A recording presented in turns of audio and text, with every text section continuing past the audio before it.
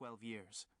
They were in the city, but away from the rumbles, break-ins, graffitied walls, loud barroom music, cholos in wino shoes, veteranos with tattooed arms and pinkish scars, and the scuttling litter of Mission and 24th. They settled in a 2-bedroom apartment off Dolores Street. His mother was happy because there was a small backyard where she could work the earth into neat rows of petunias, daffodils, and tulips, and she almost jumped up and down with excitement when a single tomato plant took root and reached pathetically skyward for its circle of sunshine. Before they moved back, Lincoln had grown moody. He loathed the suburbs. He had even given up doing his homework. Instead, he played his Hammer cassettes with the volume boosted so high that the walls of his house shook and neighbors complained. He had gotten into fights at school. Some he'd won, and others, particularly the one against Meathead Bukowski, he'd lost. Lincoln had become the boyfriend of a girl named Monica, but her father didn't like him. Her mother wasn't too happy with him either, especially after his bike ran over a row of her flowers. He tried to make the flowers stand back up, but they were goners. He felt bad after he and Monica had broken up. He had cut lawns and washed cars to buy her a Raiders jacket. When he gave it to her, wrapped in Christmas paper, even though it wasn't Christmas, she cried and hugged him. He was amazed how hot tears were when one slid from her cheek and landed on his forearm.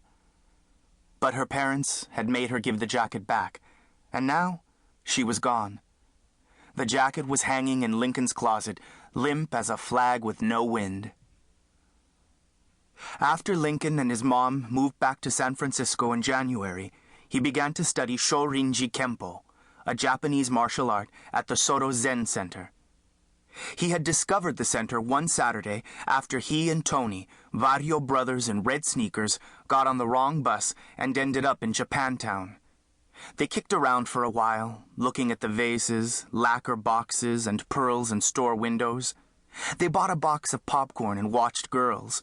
They stood among a small cluster of onlookers, watching a second-rate magician yank scarves from his sleeve. They watched the cops haul the magician away, a public nuisance because he was pulling down bucks from the crowd. While walking up Pine Street, they heard grunting sounds. They looked up and saw a blood-red sign.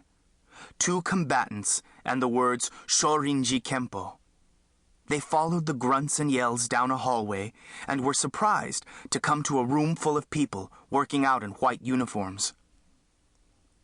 The sensei, a large, barrel-chested Japanese man whose face shone with sweat, welcomed them by pointing to a row of folding chairs along the wall. Their hands squeezed into fists, Lincoln and Tony sat and watched, excited by the kicks, punches, and obviously painful pins and throws. The next week, they were taking classes. Tony quit after 2 months, but Lincoln stayed, advancing to Sankyu, brown belt, in 6 months. Shorinji Kempo didn't have lots of colored belts. A student went from white to brown, with no rainbow stops in between. The school didn't go to tournaments, believing that martial art was to be used in a wicked chance meeting in the streets, not as a game for spectators. Back with his friends at Franklin Junior High, Lincoln improved his grades from C's to A's. He turned down the volume of his stereo and did the dishes whenever his mother asked. He was happy. His dog, Flaco, was happy. His mother was happy and even thinking of marrying her boyfriend, Roy, a guy with bum knees but a good heart. One day at school, while Lincoln was in metal shop welding 2 pieces of pipe together, the teacher, Mr. Parrish, his mouth full of half-chopped sandwich, called, "Mendoza, Mr. Ayala wants to see you." Mr. Ayala was the principal, an ex-cop who had worked the Haight-Ashbury during San Francisco's hippie days.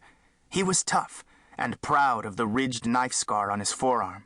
Few boys talked back to him, but when one did, Mr. Ayala would push him against the wall, a huge hand around the boy's skinny neck, and hiss, "Wise guy, huh?" Lincoln was baffled by the summons. He dipped the pipe into a trough of gray water, sending up a cloud.